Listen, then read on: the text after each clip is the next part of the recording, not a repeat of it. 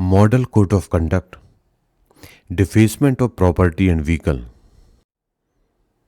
Disclaimer: this training material is for use in training of election officials. It should not be referred as guideline of ECI. In case of any variance in this training material, the Commission guidelines, rules, law shall prevail.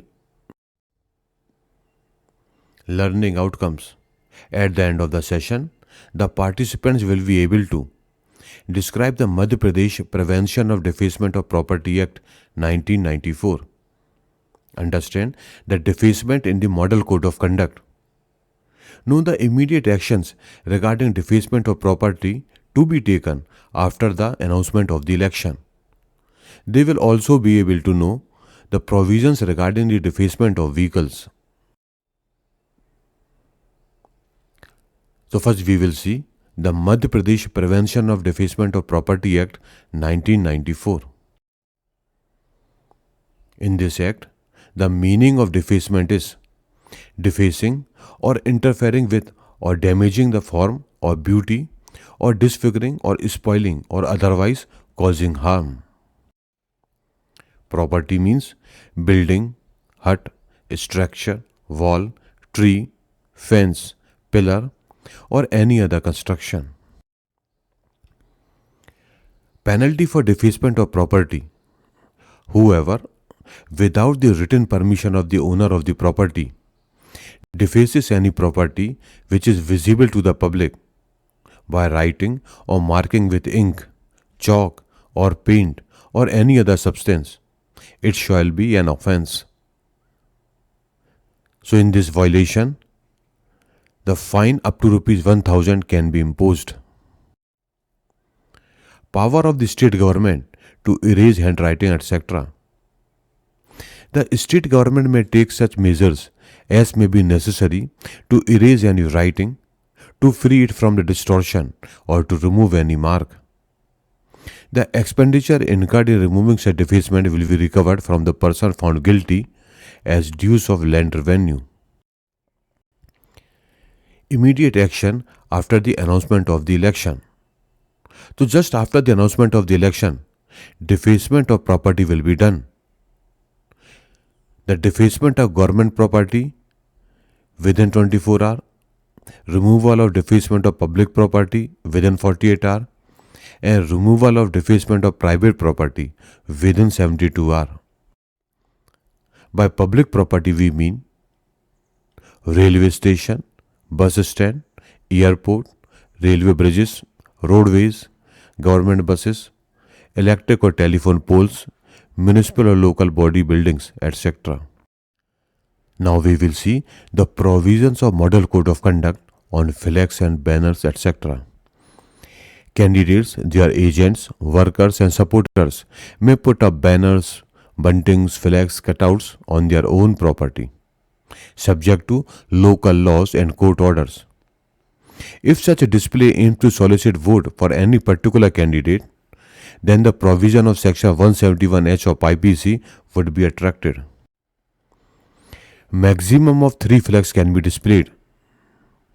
If any person wants to display flags of many candidates or parties, then 1 flag of each candidate or party can be displayed. If there is a earmarked place for displaying advertisement in a public place, example, billboards, hoardings, etc., and if such space is let out to any agency for further allocation to individual clients, the district election officer, through municipal authority concerned, if any, should ensure that all political parties and candidates get equitable opportunity access to for election-related advertisement during the election period. For temporary and easily removable advertisement materials such as flags and banners, if put up in private premises, the volunteer permission of the occupant is required. The permission from the occupant is required, stating that permission is given with free will and not under any pressure or threat. Photocopy of the voluntary permission in writing obtained in this connection should be submitted to the returning officer within 3 days of putting up the flags and banners, along with a statement giving the particulars in the prescribed format. The statement would clearly mention the name and address of the owner of the property from whom such a permission has been obtained, and expenditure incurred or likely to be incurred for the purpose. Nothing inflammatory or likely to incite the disaffection among the communities shall be permissible in wall writings or the display. The format to be submitted by the candidate is shown on the screen. Defacement of private vehicles.